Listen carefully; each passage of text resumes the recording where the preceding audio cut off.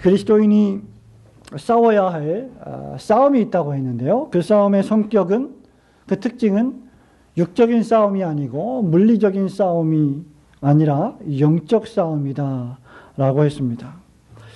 그것은 육체의 조직이나 또는 외형이나 물질적인 싸움이 아니다라고 지난주에 말씀드린 바가 있습니다. 지난 시간에. 그것은 어떤 의미에서 사람들이 선호하고 좋아하는 방식이 아니다라고 했습니다.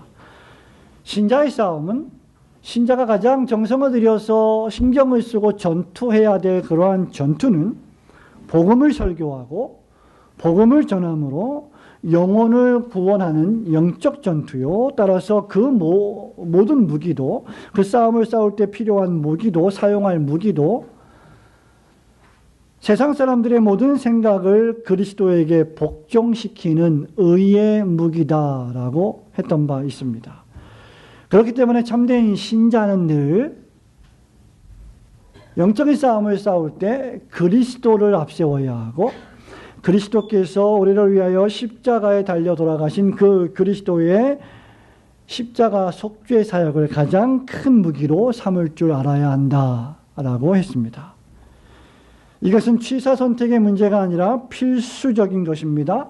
절대적인 것입니다. 성도 여러분, 여러분들이 늘 항상 인생을 자랑하면서 주님이 부르실 때까지 자랑하고 또 자랑하며 앞세우고 또 앞세워야 할 무기가 있다면 그것은 바로 우리가 믿는 구세주 그리스도 예수이시요, 그분이 십자가에 못 박혀 죽으심이라고 하는 놀라운 속죄 사역입니다. 만약에 교회가, 만약에 신자가, 예수님을 믿는다고 하는 성도가 이 예수 그리스도와 십자가를 잃어버리면 모든 것을 상실한 것과 마찬가지입니다. 교회가 아무리 많은 것을 가지고 있고 많은 위대한 업적을 성취한다 할지라도, 사람들 보기에 아주 거대한 일을 한다고 할지라도 그리스도를 망각하고 그리스도의 십자가 속죄 사역을 경홀히 여긴다면 그것은 모든 것을 잃어버리는 것과 다름이 없습니다. 그리스도께서 우리를 위하여 십자가에 죽으셨다는 것은 역사입니다. 그것은 역사적 사실입니다. 그리고 그리스도께서 십자가에 죽으셨는데 그 사실이 우리에게 무엇을 의미하느냐라고 할 때 우리의 죄를 용서하시고 우리에게 영생을 수여하시는 것이다 라고 하는 것은 교리입니다. 그렇기 때문에 참된 신자는 그리스도와 그분의 십자가에 못 박히심이라고 하는 역사적 사실과 그것이 우리에게 주는 구원의 놀라운 교리를 동시에 믿으며 그 믿음을 가장 강력한 영적 전투의 무기로 삼을 줄 알아야 한다는 것입니다. 바울이 우리가 싸우는 무기가 육신에 속한 것이 아니라고 말하면서 이제 11장에 접어들면서 그 싸움을 싸워야 할 사람에 대해서 일꾼이라고 하는 비유를 들어 우리에게 설명하는 것이 바로 11장입니다. 그리고 그것은 매우 자연스러워 보입니다. 우리가 싸우는 싸움의 성격은 영적 싸움이고 우리가 가지고 싸워야 될 무기도 영적 무기인데, 그렇다면 그 영적 싸움을 영적 무기로 싸워야 될 사람은 어떤 사람이냐 라고 말할 때 15절에서 바울은 사탄의 일꾼과 의의 일꾼을 비교 대조하면서 우리를 교훈하고 있습니다. 엄밀한 의미에서요, 이 세상에 존재하는 모든 사람들은 두 종류로 나눌 수 있습니다. 사단의 일꾼이든지 의의 일꾼이든지 말입니다. 하지만 의의 일꾼으로부터 사단의 일꾼을 가려내는 일은 대단히 어렵습니다. 그리고 그런 일을 섣불리 함부로 여러분들이 시도해서도 안 될 것입니다. 왜냐하면 본문 말씀에 보면 그 마지막 말씀에 그들의 마지막 행위를 통해서 그들의 일꾼됨이 드러날 것이다 라고 말했기 때문입니다. 이 말은 누가 그리스도의 참된 일꾼인지, 누가 그리스도의 참된 신자인지 현재 우리가 완벽하게 구분할 수 없지만 마침내 그리스도께서 재림하셔서 산자와 죽은 자를 그 선악간에 심판하실 그때에 그들의 마지막 행위를 통하여 드러나게 된다는 뜻입니다. 그렇다면 오늘 저녁에 우리가 의의 일꾼이 어떠한지를 살펴보면서 자연적으로 사단의 일꾼은 어떤 사람인지를 교훈받게 될 것입니다. 바울은 지금 자신을 의의 일꾼으로 빗대어 말하면서 의의 일꾼에 대해서 교훈하고 있는데요. 의의 일꾼은 무엇보다도 성도를 그리스도께 집중하며 그리스도께 드리려고 중매하는 사람들입니다. 2절, 3절, 4절 함께 읽겠습니다. 내가 하나님의 열심으로 시작. 내가 하나님의 열심으로 너희를 위하여 열심을 내노니 내가 너희를 정결한 처녀로 한 남편인 그리스도께 드리려고 중매함이로다. 그러나 나는 뱀이 그 관계로 하와를 미혹한 것 같이 너희 마음이 그리스도를 향하는 진실함과 깨끗함에서 떠나 부패할까 두려워하노라. 만일 누가 가서 우리가 전파하지 아니한 다른 예수를 전파하거나 혹은 우리가 받지 아니한 다른 영을 받게 하거나 혹은 너희가 받지 아니한 복음을 받게 할 때에는 너희가 잘 용납하는구나. 그리스도의 참된 사역자는요, 어떤 의미에서 사단의 일꾼도 마찬가지입니다만은 열심을 내는 사람입니다. 열심을 내는 사람. 열심이라고 하는 것은 자기가 하고 있는 일이 무엇인지 알며 그 일에 모든 힘과 노력을 기울여 최선을 다하고 그것을 좋아하는 사람을 가리킵니다. 마지못해 하지 않고 기쁘고 즐겁게 그 일을 수행하는 사람입니다. 그런데 문제는 어떤 열심이냐가 중대하지요. 어떤 열심이라고 했습니까? 그 열심은 세속적인 열심이 아니라 본문에 보니까 하나님의 열심이다 라고 했어요. 하나님의 열심으로 너희를 위하여 열심을 우리가 내고 있다. 이렇게 말하고 있는 겁니다. 그 열심의 내용이 무엇입니까? 바울이 자신이 가면서마다 복음을 전하고 교회를 개척하고 교회를 설립하고 세워서 양육하는 성도들마다 하나같이 자신의 종을 삼지 않고 그리스도의 종으로 삼으려고 하는, 즉 본문 말씀대로 하면 성도를 정결한 처녀로, 신부로, 남편 대신 그리스도께 드리려고 중매하는 자라는 사실입니다. 성경은 자주자주 교회를 어떻게 비유합니까? 교회 안에 신자를 어떻게 비유합니까? 신부로 비유하지요. 그죠? 예수 그리스도를 어떻게 비유합니까? 신랑으로 비유합니다. 교회의 신랑, 성도의 신랑으로 비유하고 있습니다. 주후 1세기의 신부는 결혼식을 거행할 때요, 그 전날까지 정결한 처녀로 자신을 지키는 것이 관례였고, 지금도 마찬가지입니다만 그것이 약속이었고 언약이었습니다. 정결한 처녀가 신랑을 위해서 자신의 몸과 마음을 단장하고 그 사랑을 잘 간직하듯이 성도가 그리스도께 자신을 드리기 위하여서 그리스도를 향한, 그 남편 되신 그리스도를 향한 사랑을 잘 간직하는 것이 바로 신부된 성도의 의무입니다. 그리고 바울은 이 점에 있어서 고린도 교인들을 그리스도께 중매하는 사역자라고 하는 것입니다.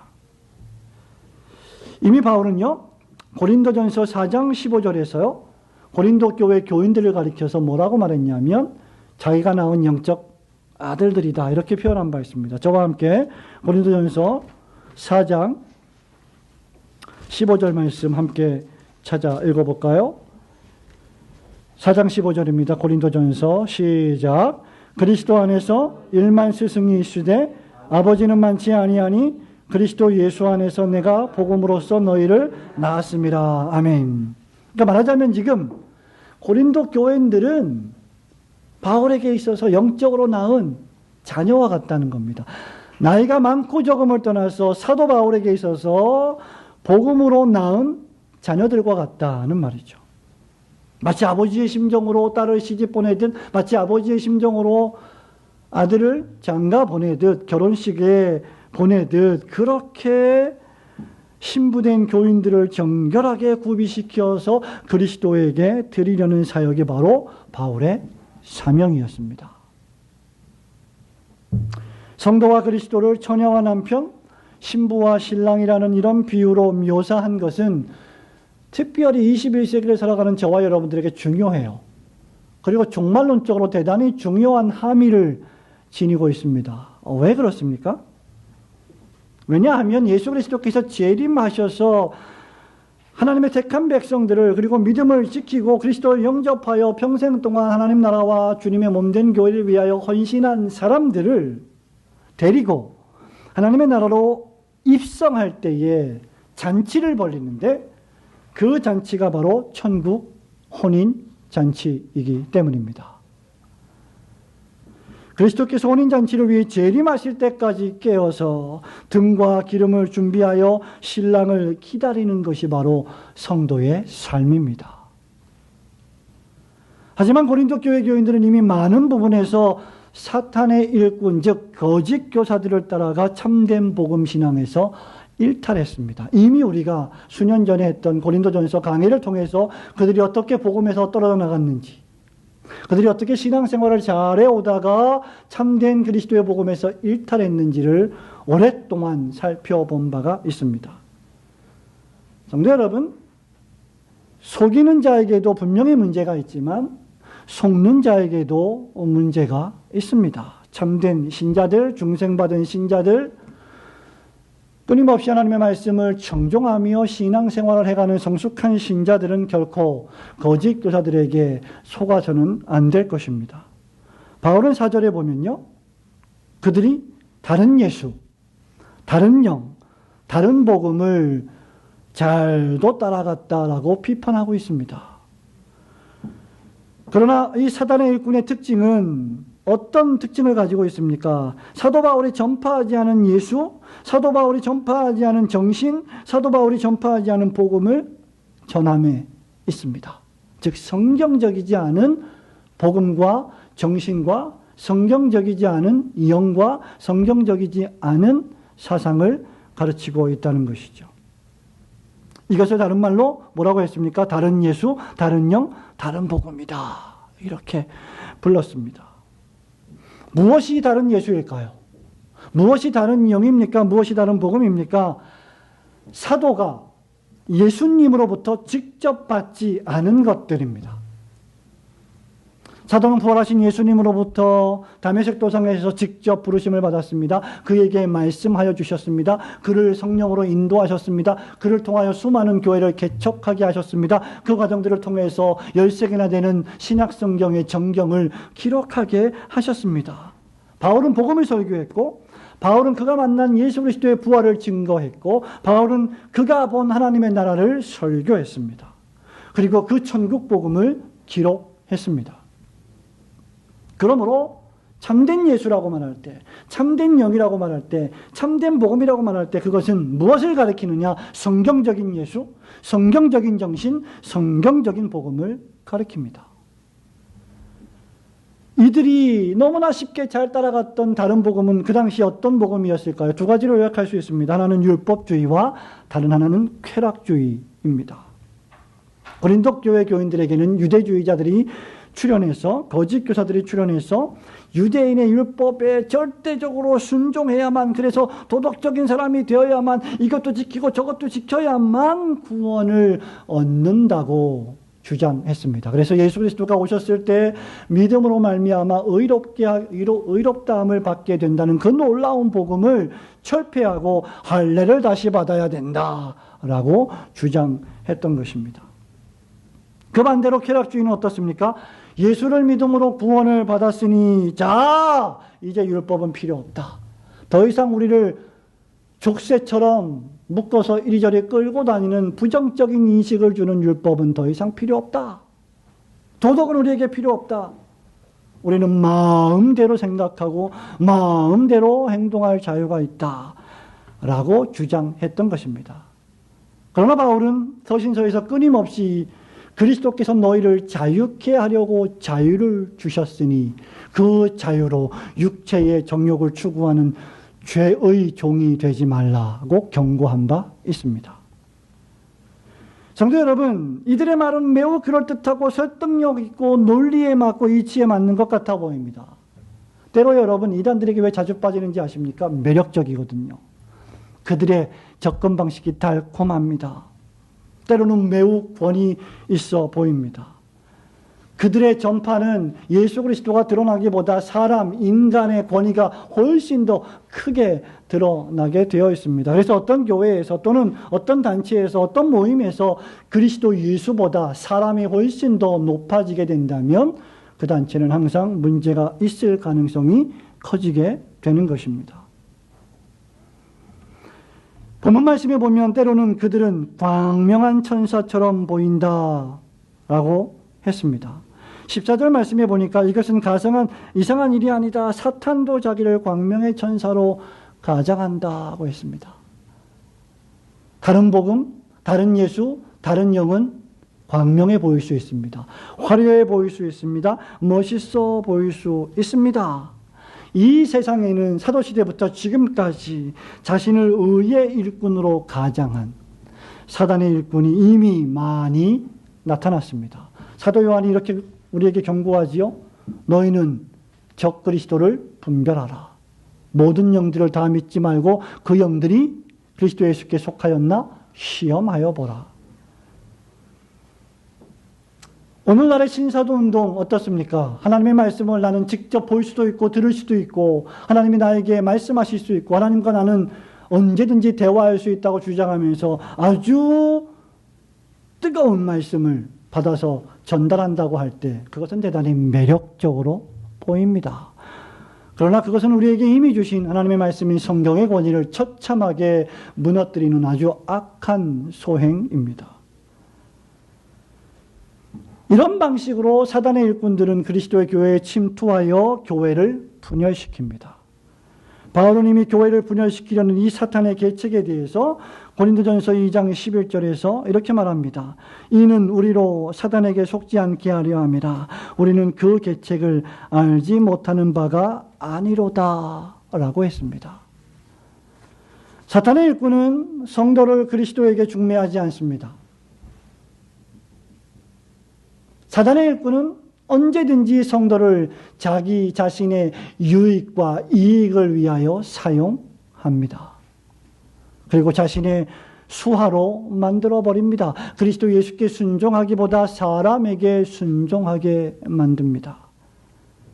그러나 바울과 같이 참된 일꾼은 오직 그리스도에게 중매시킵니다. 성도 여러분, 여러분들께서 신앙생활을 하실 때, 여러분들께서 예배를 드릴 때, 여러분들이 기도를 할 때, 여러분들이 성도의 교제를 나눌 때, 여러분이 성도와 성도 간에 여러 가지 모임을 가질 때 언제든지 나의 입술의 말을 통해서 그리스도에게 중매하는 자가 되어야 합니다. 그래서 오직 그의 마음은 그리스도에게만 향하고 있고 그의 입술은 오직 그리스도만 말하며 그의 손가락은 오직 그리스도만 가리키는 것입니다. 사도 바울이 바로 그러한 사람이었습니다. 그래서 사도 바울이 너희는 나를 본받으라라고 말할 때 나의 추종자가 되어라 그 말이 아니라 그리스도를 본받는 나를 보고 그리스도를 본받으라는 의미였던 것입니다. 교회가 이런 일꾼을 많이 가지고 있다는 것은 축복이 아닐 수 없습니다. 우리 교회에 이런 의의 일꾼들이 더욱 많아지기를, 또한 여러분들이 그런 의의 일꾼들이 되시기를 주님의 이름으로 축원합니다. 사단의 일꾼의 의의 일꾼 두 번째는요, 하나님으로부터 받은 구원의 복음을 값없이 전하는 자가 의의 일꾼입니다. 자, 5절, 6절, 7절 함께 읽을까요? 나는 지극히 크다는 사도들보다 부족한 것이 조금도 없는 줄로 생각하노라. 내가 비록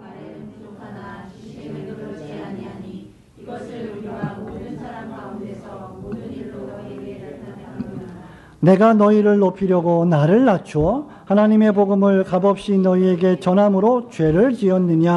아멘. 바울은 똑똑한 사람이었습니다. 여러분 앞에 서 있는 저보다 100배, 1000배나 똑똑한 사람이었습니다. 더욱이 사도 바울은 예수 그리스도로부터 직접 사도로 부르심을 받은 놀라운 인물이었습니다. 그의 학문은 최고였습니다. 최고의 선생으로부터 최고의 율법을 배웠습니다.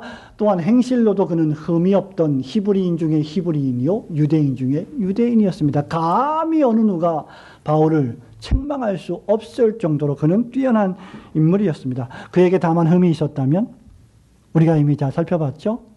외모로 볼 때 그는 머리가 별로 없었고 눈도 많이 침침했고, 특별히 오늘 본문에서 고백하고 있듯이 말이 어눌했던, 설교자로서는 치명적인, 어떻게 보면 결함이라 할 수 있는 그런 약점을 가지고 있었습니다. 그것도 흠이라고는 할 수 없겠지만 말에는 좀 부족한 것이 그는 흠이라고 여겼고, 또 사람들도 그것을 흠이라고 생각을 했습니다. 그런데 문제는 일부 고린도 교인들이 바로 이런 바울의 흠을 꼬투리 삼아 그가 가지고 있는 수많은 장점들과 수많은 하나님의 은혜를 부정하면서 그의 사도권을 부인하고 말았습니다. 이것은 이미 우리가 지난 시간에 많이 살펴본 바가 있습니다.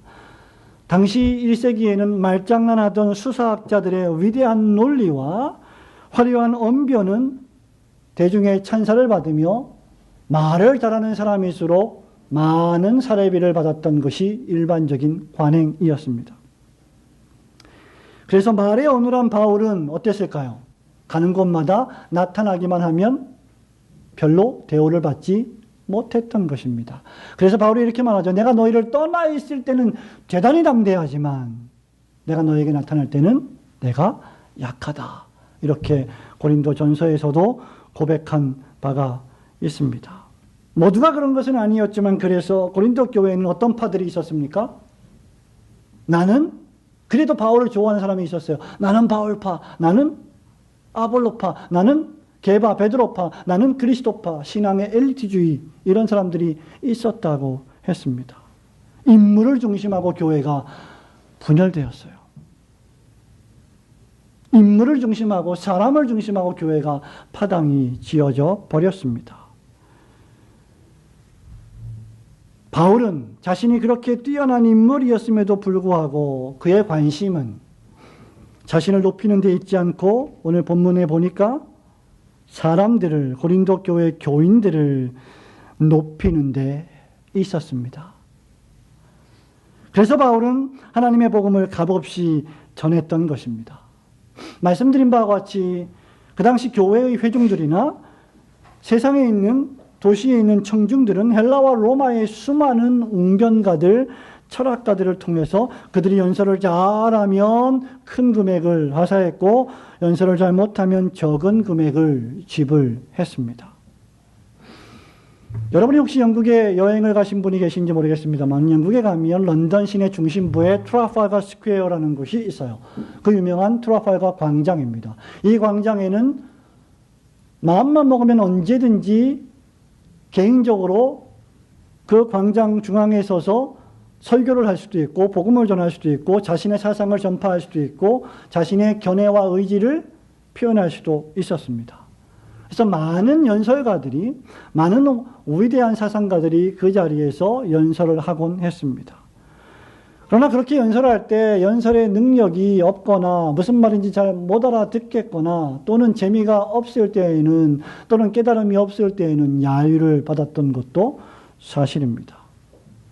그것이 바로 연설의 가치를 측정했던 표준 가운데 하나였습니다. 당연히 사람들은 바울의 설교가, 바울의 연설이 어떤 사람들은 가치 없는 것이라고 판단했겠지요.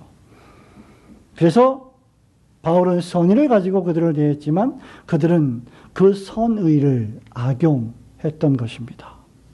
전파되는 메시지에 집중하지 않고 전파되는 방식에 집중했던 것이죠. 물론 전파되는 방식도 대단히 중요하다 아니할 수 없습니다. 바울은 이미 디모데전서 5장 18절에서 일꾼이 그 삭스를 받는 것이 마땅하다고 말했고, 예수님께서도요 마태복음 10장 10절에서 일꾼이 자기의 먹는 것을 받는 것이 마땅하다고 하셨습니다. 초대교회는 어떠했을까요? 사도들이 말씀 전하는 것과 기도하는 일에 전무하도록 그들의 생업을 책임져 주며 배려했습니다. 바울 역시 얼마든지 복음 전파와 교회 개척을 위한 후원을 요구할 수 있는 권리가 있었던 사람입니다. 저와 함께 고린도전서 9장을 다시 넘어가 보겠습니다. 고린도전서 9장 3절부터 7절 말씀까지 함께 읽습니다. 나를 비판하는 시작. 나를 비판하는 자들에게 변명할 것이 이것이니 우리가 먹고 마실 권리가 없겠느냐?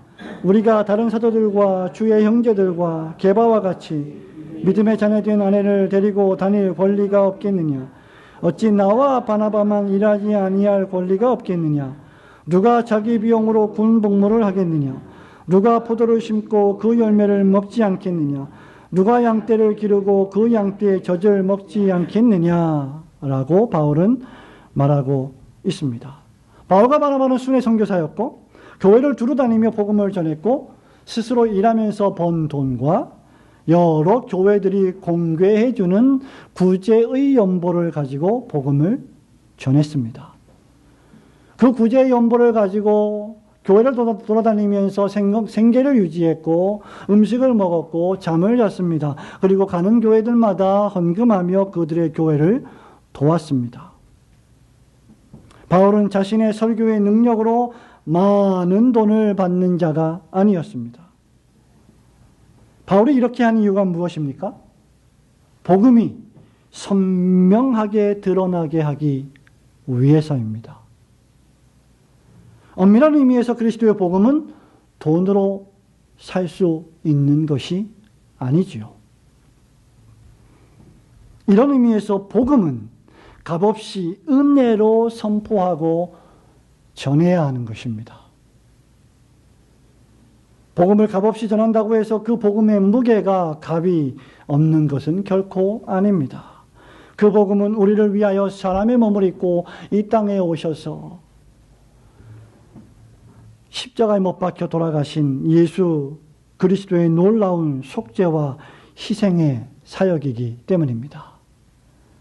값없는 복음은 주님의 생명의 값을 치른 값비싼 복음인 것입니다.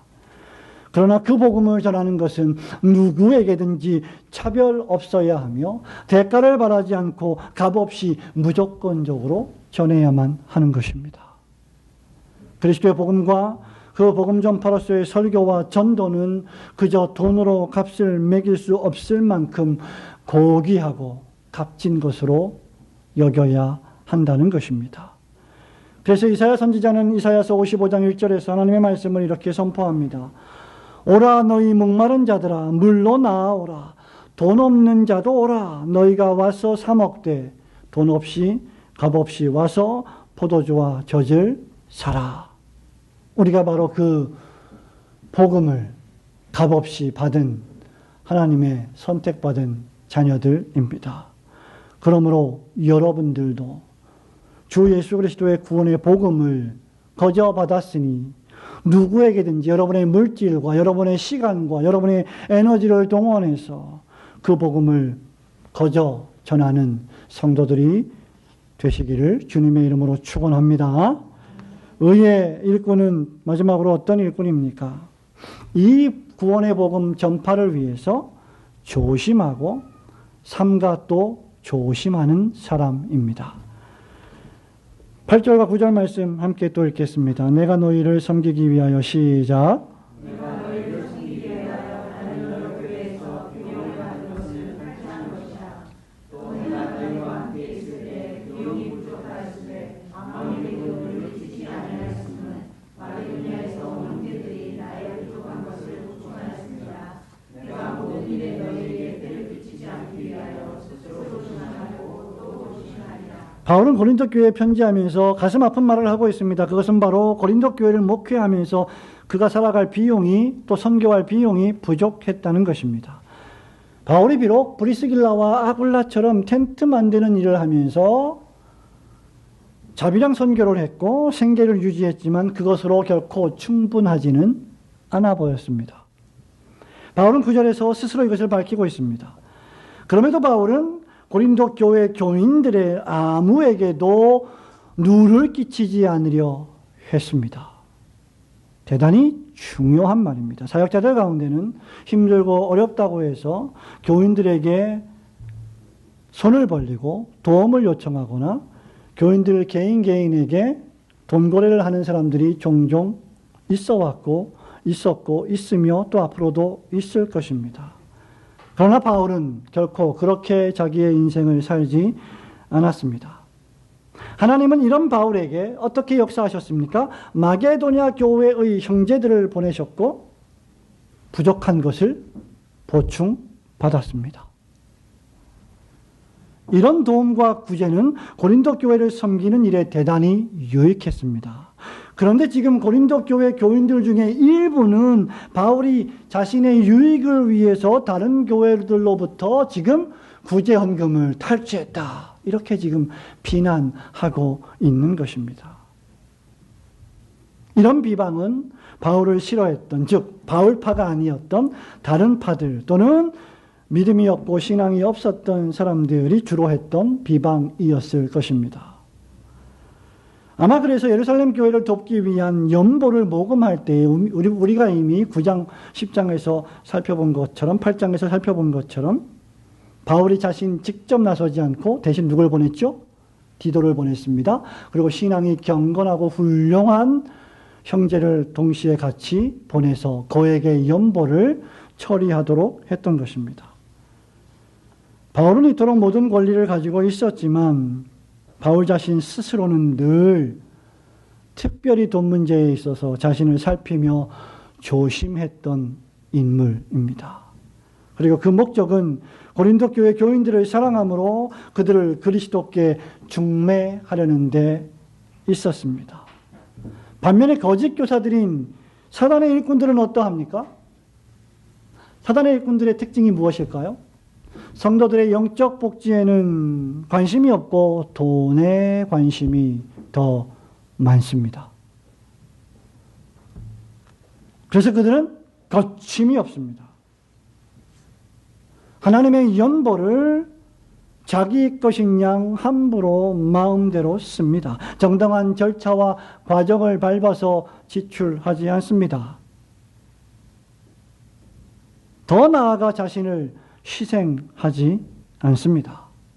그러나 성도 여러분, 참된 그리스도의 일꾼들은 복음을 값없이 전하기 위하여 최선을 다해 자신을 살피고 또 살피는 사람들입니다. 따라서 이들에게는 고난이라는 흔적, 희생이라는 흔적이 언제나 따라다니는 것입니다.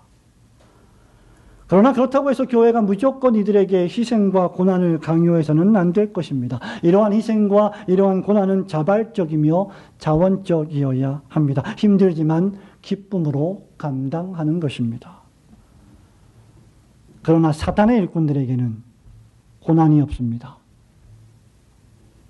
희생이 없습니다. 그래서 뭐가 없을까요? 인내가 없습니다. 견디는 것이 없습니다. 이 교회를 시작할 때부터 우리가 어떻게 지금까지 왔는지 여러분들이 증인이십니다. 언제든지 더 좋은 조건을 제시하면 헌신짝 버리듯 교인과 교회를 버리는 것이 이 시대의 일부 사역자들의 풍조입니다. 가난하고 어려운 교인들은 잘 돈 보지 않습니다. 대접받고 높아지는 것을 좋아하지만 섬기고 낮아지는 것은 죽기보다 싫어합니다. 신방비를 많이 주는 교인들을 중심으로 신방합니다. 비단 이것이 사역자만의 일입니까? 그리스도인들도 마찬가지입니다. 어떤 의미에서 모든 그리스도인들은 복음의 일꾼입니다. 돈을 위하여 신앙생활과 그저 사교를 위하여 교회 생활을 한다면 그것은 그리스도의 일꾼의 모습이 아닙니다. 그리스도에게 집중하지 않고 사람에게 집중한다면 고린도 교회 교인들의 어리석음의 발자취를 따라가는 것입니다. 그러므로 우리가 무슨 생각을 하거나 무슨 말을 할 때 또는 무슨 행동을 할 때에는 늘 하나님이 힘 주셔서 하시는 것처럼 해야 한다고 바울이 우리에게 권면한 바 있습니다. 또한 자신이 참된 믿음 안에 있는지 자기 자신을 시험하고 확증해 보라고 했습니다. 복음의 참된 전파를 위하여서 항상 다른 사람을 판단하는 것이 아니라 자기 자신을 판단하고 자기 자신을 살피고 또 자기 자신을 살피는 겸손한 성도들이 되시기를 주님의 이름으로 축원합니다. 성도 여러분, 말씀을 맺습니다. 의의 일꾼은 그리스도의 참된 일꾼입니다. 12절 말씀대로 그들은 속이는 일꾼이 아닙니다. 12절 13절 말씀대로 그들은 가장하는 일꾼이 아닙니다. 그들은 사도인 척, 사역자인 척, 겸손한 척 가장하지 않습니다. 그는 자연스럽습니다. 그러나 사단의 일꾼은 아무리 가장을 잘한다 하더라도 부자연스럽습니다. 그는 가장합니다. 겉을 그럴듯하게 화려하게 꾸밉니다. 그러나 회칠한 무덤과 같을 뿐 속은 썩어서 냄새가 납니다. 많은 순진한 사람들이 부드러운 말과 화려한 언변과 강력한 카리스마를 지닌 사람들의 외모와 외적인 행동에 빠져듭니다. 종종 그리스도인들이 만나면 또는 종종 사역자들이 만나면 이런 말들을 푸념 섞이게 하곤 합니다. 오늘날의 한국교회, 일부 한국교회, 일부 목회자들, 일부의 성도들은 나쁜 목사를 좋아한다. 이런 말들을 합니다. 여기서 나쁜 목사란 성도들을 맨날 혼내는 목사, 맨날 책망하는 목사, 좀 세게 나가는 목사, 함부로 말하는 목사를 싫어하는 것 같으면서도 대단히 좋아한다는 겁니다. 왜 그럴까? 과연 왜 그럴까? 사람들이, 어떤 일부의 사람들이 인간적인 언변과 인간적인 카리스마, 인간적인 외모와 외적인 행동에 빠져드는 상태를 지니고 있기 때문입니다. 그리스도에게 집중하지 않고 사람에게 집중하기 때문입니다. 그런데 만일 그들이 의의 일꾼이 아니라 사단의 일꾼이라면 그것이야말로 참으로 큰일이 아닐 수 없습니다. 우리는 사단의 일꾼을 참된 일꾼으로부터 어떻게 구별할 수 있습니까? 다음과 같은 질문으로 그렇게 어느 정도 할 수 있을 것입니다. 그들의 가르침은 성경적인가? 구약과 신약 성경을 충실하게 설교하는가? 그들은 예수 그리스도와 그분의 십자가에 못 박히심 외에는 아무것도 알지 아니하기로 작정했는가? 그들은 성도를 할 수만 있으면 자신이 아니라 그리스도에게 인도하려 하는가? 그들은 복음을 값없이 전하고 있는가? 직분을, 신앙을 자기 이익의 재료로, 자기 사업의 재료로 쓰고 있지 않는가? 매사에 복음 전파를 위하여 자기 자신을 살피고 또 살피고 있는가? 그래서 신중하고 사려 깊은가? 디모데전서 5장 17절에서 바울은 이런 참된 의의 일꾼들을 존경하되 배나 존경할 자로 알라고 했습니다. 이는 비단 사역자들뿐만 아니라 모든 그리스도인들에게도 해당되는 말씀입니다. 첫인상이나 외적인 모습만 가지고는 우리가 사람을 판단할 수 없습니다. 우리의 신앙이 진실하다면 우리의 삶도 진실해야 할 것이며 그 진실성은 견고함과 일관성 속에서 그리스도 예수의 재림의 날까지 성령님의 도우심으로 계속되어야 할 것입니다.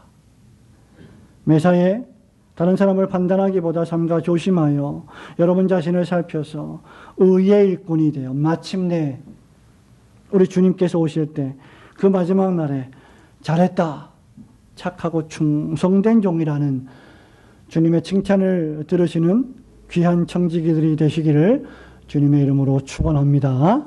아멘.